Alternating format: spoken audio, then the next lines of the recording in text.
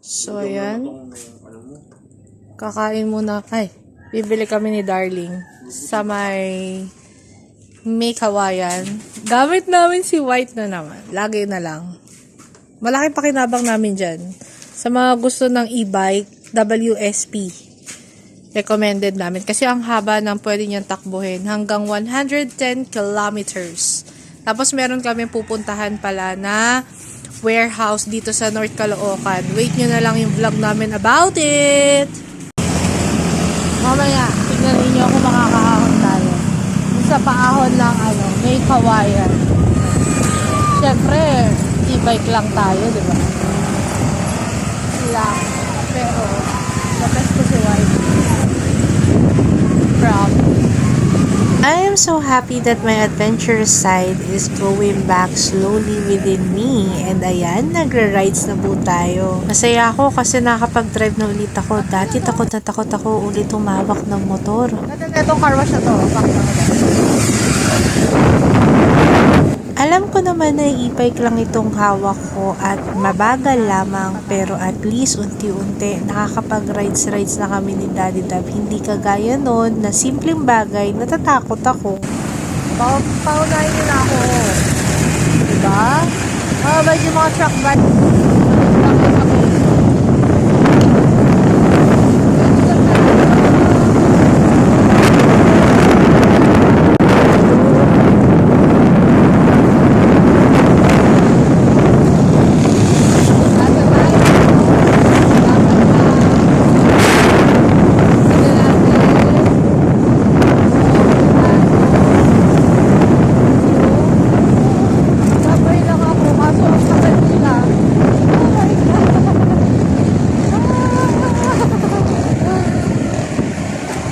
Nakakuha tayo ng buwelo kaya maganda-ganda yung hatak natin. Pero yun tayo sa gilid.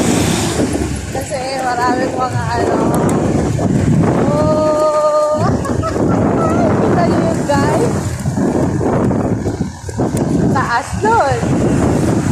Oh, flying colors. Flying colors ko.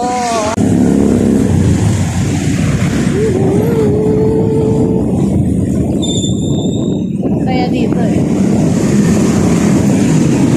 Isama mo pa dito sa aming pagra-rides ang panonood ng motocross dito rin sa may Kawayan, Bulacan.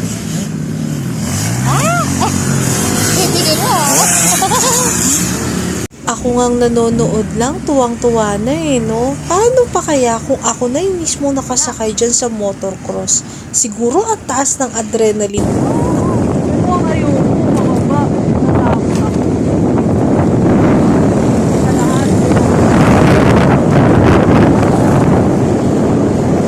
Sige, hanggang dito na lang. Saan pa kaya ako makakaabot kasama ang aking WSP na si White? Comment nga kayo sa baba kung saan pa mas magandang pumunta.